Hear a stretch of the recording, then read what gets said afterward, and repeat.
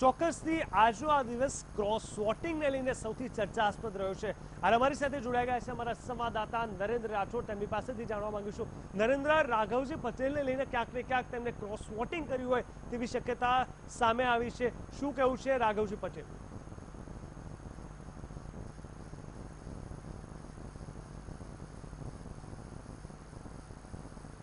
મતદાન પૂર્ણ થઈ ગયું છે, મોટા ભાગના લોકોએ મતદાન આપી દીધું છે, ત્યારે આપણી સાથે જોડાયા છે રાઘવજી પટેલ કે જેઓ પણ મતદાન કરી આવ્યા છે.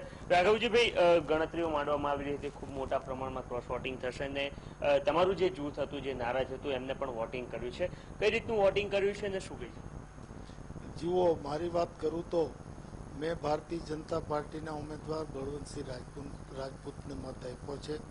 મારા સિવાયના પણ ઘણા બધા કોંગ્રેસના મોવડી મંડળથી નારાજ અને કોંગ્રેસની વર્તમાન સ્થિતિના કારણે દુઃખી એવા કોંગ્રેસના ધારાસભ્યોએ ક્રોસ વોટિંગ કરી અને બળવંતસિંહ રાજપૂતને મત આપ્યા છે એવું મારું સ્પષ્ટપણે માનવું છે.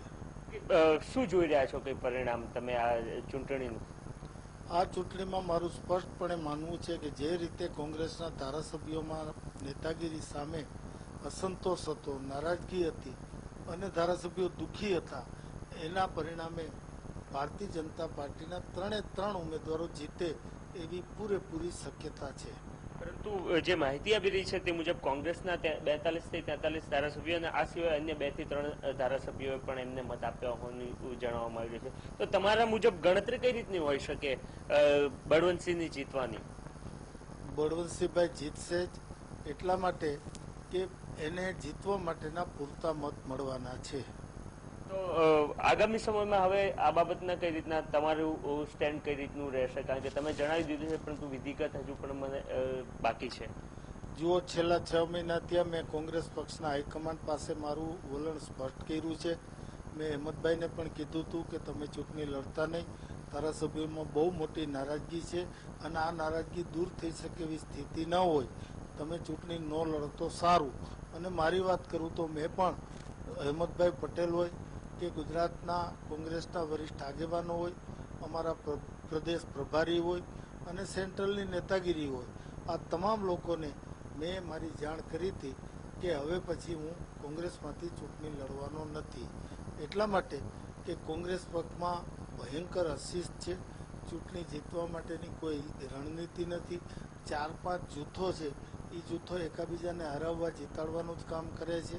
મારી વાત કરું તો મારો મુખ્યત્વે પ્રશ્ન ગુજરાતમાં પાટીદાર પરિબળોને કોંગ્રેસ પ્રોત્સાહિત કરે, પાટીદાર સમાજના આગેવાનો પૂરતું અને મહત્વનું સ્થાન આપે તો ચૂંટણી જીતી શકાય એવો મારો સ્પષ્ટ મત હતો ને એના માટે વારંવાર મેં રાહુલજી, હેમંત પટેલ, કોંગ્રેસના પ્રભારી આ બધા પાસે રજૂઆત કરી, પણ મારી રજૂઆતનું પરિણામ શૂન્ય આવ્યું. એટલું જ નહીં, પાટીદાર સમાજના કોંગ્રેસ પક્ષના વરિષ્ઠ આગેવાનો સાથે પણ બીજા વર્ગના નાગરિક હોય તેવો વર્તાવ કરવામાં આવે છે, એને એન કેન પ્રકારે હેરાન કરવામાં આવે છે, એના કામો અટકાવવામાં આવે છે, એને મોરલ એનું તૂટે એવા પગલાં લેવામાં આવે છે.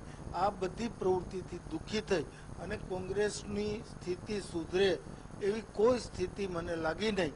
એટલા માટે મેં અગાઉથી જ નિર્ણય લીધો હતો.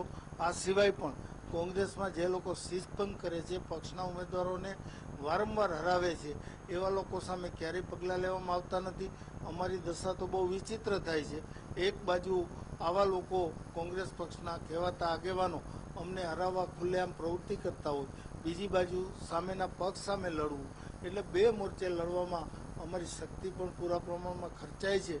અને પાર્ટી પાસે આ તમામ બાબતો અંગે વારંવાર રજૂઆતો કરી હોવા છતાં આવા લોકો સામે પગલાં લેવાના બદલે ઉલટાની નેતાગીરી દ્વારા એને પ્રોત્સાહિત કરવામાં આવે છે. આ બધા કારણોને લઈ અને મેં તો વહેલાથી જ કોંગ્રેસ છોડવાનું મન બનાવી લીધું હતું. 2 ધારાસભ્યોના નામ સામે આવી રહ્યા છે, એકે તો સ્વીકાર્યું છે, અન્યનું નામ આવી રહ્યું છે. આ સિવાય બીજા હોઈ શકે છે કે જેમને ક્રોસ વોટિંગ કર્યું હોય, જે 44 ગણતરીના હતા એમાં? ચોક્કસ હોઈ શકે, નામોની મને ખબર નથી, પણ કોંગ્રેસ પક્ષના ધારાસભ્ય તરીકે મને બધા ધારાસભ્યોની મનસ્થિતિની ખબર છે. મોટા પ્રમાણમાં ધારાસભ્યો કોંગ્રેસના મોવડી મંડળથી નારાજ હતા અને એના કારણે એની નારાજગીની અસર આ મતદાન ઉપર પડવાની. તો રાઘવજીભાઈનું સ્પષ્ટ જણાવવું છે કે ના માત્ર આ એક બે જે નામો સામે આવી રહ્યા છે પરંતુ એ સિવાયના હજુ પણ કેટલાક નામો એવા છે કે જેઓએ ક્રોસ વોટિંગ કર્યું હોવાની શક્યતાઓ છે અને ખરેખર આ ક્રોસ વોટિંગ થવાથી કોની જીત થશે અહીંયા એમના દ્વારા તો દાવો કરવામાં આવી રહ્યો છે કે 3 સીટ બીજેપી જીતે છે પરંતુ ખરેખર શું છે એ ચિત્ર સાંજ સુધીમાં ક્લિયર થઈ જશે. જી બિલકુલ નરેન્દ્ર, સમગ્ર માહિતી આપવા માટે ધન્યવાદ. તો આ હતા રાઘવજી પટેલ જેમણે સ્પષ્ટ રીતે ક્રોસ વોટિંગ કર્યું હોવાનું કબૂલાત કરી હતી, ખુલાસો કર્યો હતો અને સ્પષ્ટ રીતે પક્ષને લઈને જે કોઈ અસંતોષ હતો, નારાજગી હતી તે તેમને વ્યક્ત કરી હતી.